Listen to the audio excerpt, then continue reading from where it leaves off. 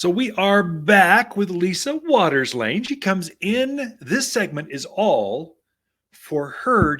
I just love being in a studio with her.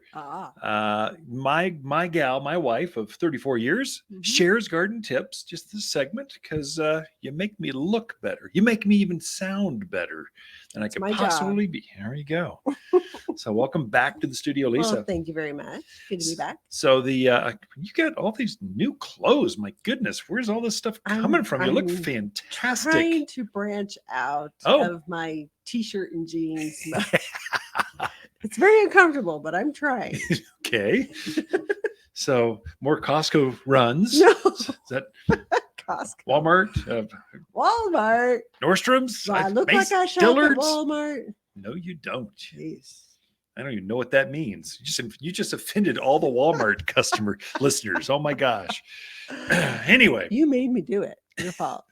Let's move on to gardening before we dig this hole any deeper.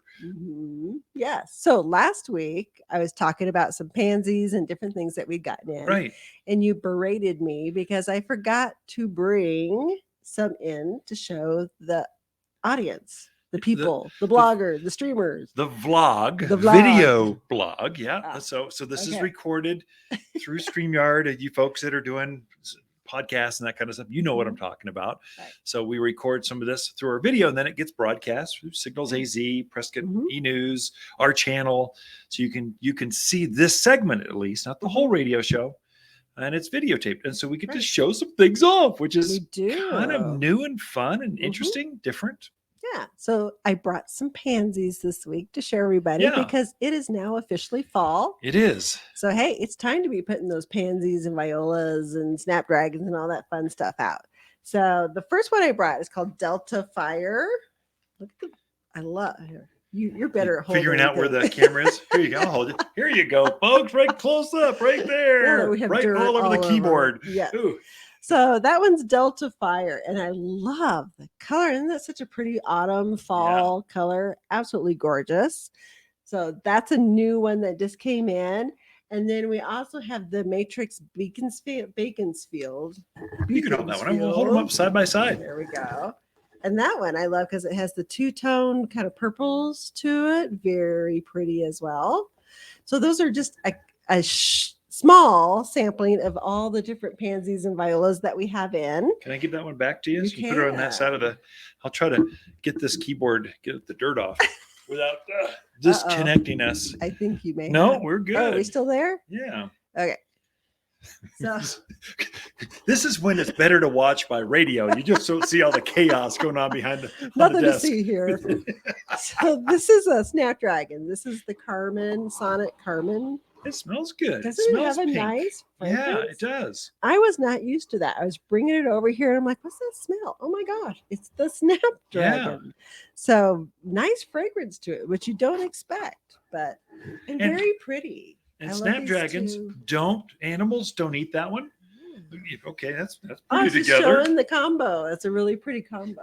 Purple and pink. Yeah. Purple and pink. Right. But yeah, Snapdragons, if you've got deer, javelina, bunnies, they leave them alone. Rats, voles, squirrels. We don't have voles here, do we? Yes, we do. You do? Yeah, so in the backyard, we caught like 20 of them this year. What is it we don't have that I always...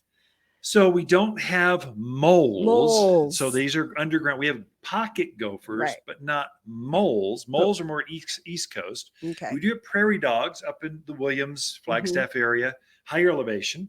And then we do have a field mice, which are called voles, V-O-L-E. So moles, voles. It's a mouse with basically a little bit pointed nose. You can always spot them. So they get into things. Okay. Our nemesis in our backyards are pack rats. It's like you southern folks, you know what rats are. These are rats on steroids. They're bigger than even southern rats. They have these stick wood piles in the middle of oaks and manzanitas. They're the ones building that. Sometimes rabbits. So that's kind of our thing. But they don't like Snapdragons, Dusty Miller, some of these things. Their moms are pretty good at keeping them alone. Yeah. So definitely time for that. So I thought I'd bring those in for show and tell. Good.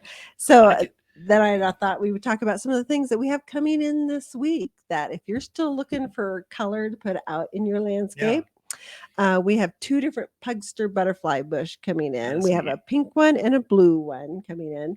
Pugster is terrific because it's a 2 foot by 3 foot. So it has a small footprint out there in the yard. But the cool thing about it is the blossoms are the same Yeah. size as the regular butterfly bush. And the other thing that I just learned about these, the Pugsters, is they are very winter hardy. Yeah. So they're even more cold resistant than the standard butterfly, which No, does I didn't terrific know here. that. Huh, I didn't interesting. either. So it would grow up in those higher elevations. Right.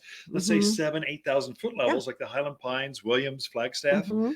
They would winter right through and be Right. fine. Oh, Mhm. So they great. are hardier than just your little average butterfly bush. So cool. Learned that. We're also getting in Miss Molly, Miss Violet, and Miss Ruby Butterfly bush. butterfly bush. Gotcha. So those are another one 4x4. And they're going to continue to bloom here. Yeah. I mean, we probably Yeah. have another good month, if not more. Yeah. End of of October, end blooms. of, I don't know, middle Mhm. of November. Depends on the Right. elevation. This is broadcast everywhere. Depends on where you live. So lots of time to have color left in your yard. And the Miss Molly is a really dark pink. Miss Violet's dark purple. And then Miss Ruby is a brilliant pink, a little bit lighter, but very, very, they really show up there out in the yard. Miss Molly, I just planted 4 of them along the fence line just a couple weeks Oh. ago, and they're starting to set new buds. So the Cool. flowers that were on them are kind of faded. I pinched those off Mhm. because I wanted to set either more roots or more flowers. Just Right. decide, just grow there. They seem to be happy. Yeah. They're loving this weather. Yeah. The warm soil and the cooler weather. They're Mhm. going nuts. Yeah. It's a great time to plant any of Mhm. these you've just mentioned. Right. Yeah. They love that. So also we're getting a new fountain grass in. So I'm really into the fountain grasses Yeah, this year. you sure So are. this one's called Hamlin. It's about a 2 foot by 3 foot grass. Has the cream colored poof. Plume. Plume. Yeah. Or poof. It goes by both. Yeah. We just made up a new garden term right here on the Mountain Gardener. You heard it here. Sometimes I speak no good. I don't know. But the cool thing about it, so right now it has a very green foliage on it, but as we get into those cooler temperatures, shorter days, it will turn a very bronzy color. Yeah. So terrific going into fall. Yeah. That would be really pretty. And the other thing we're getting in is the Kaleidoscope Abelia.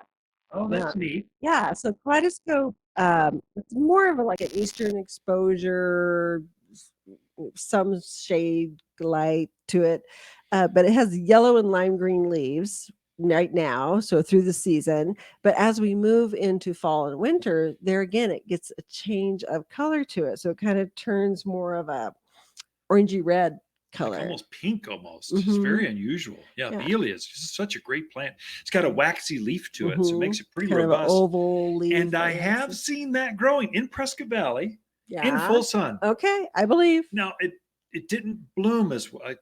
So the flowers last longer. So it's got a cute little, almost white like a flower. Whitey pinky, like a honeysuckle kind of flower, a little bit shorter. Covers this bush. Right. And it blooms a crazy long time if it's got some protection, midday protection in June. Otherwise, it just blooms. Again, it's one of those that's mostly evergreen. Right. So it'll keep its foliage unless we go sub-zero, some freaky winter, which you never know anymore. Right.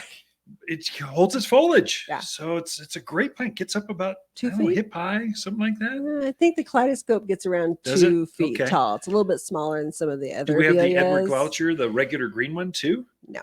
Okay. Just Kaleidoscope. Kaleidoscope for Which now. is prettier. It's prettier because you get more color in the leaf, and then you get that really pretty fall color. You're trying to convince the East and Midwest folks who are used to the green one. But yeah, I like them both. Time to broaden their horizons. Yes, there we go.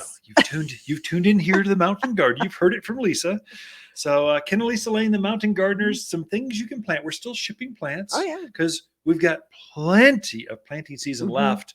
But you got that autumn and then that winter mix that's starting to show up, which is kind of fun. Grasses and evergreens. Yeah. Ken and Lisa Lane, the Mountain Gardeners. We'll be right back after this.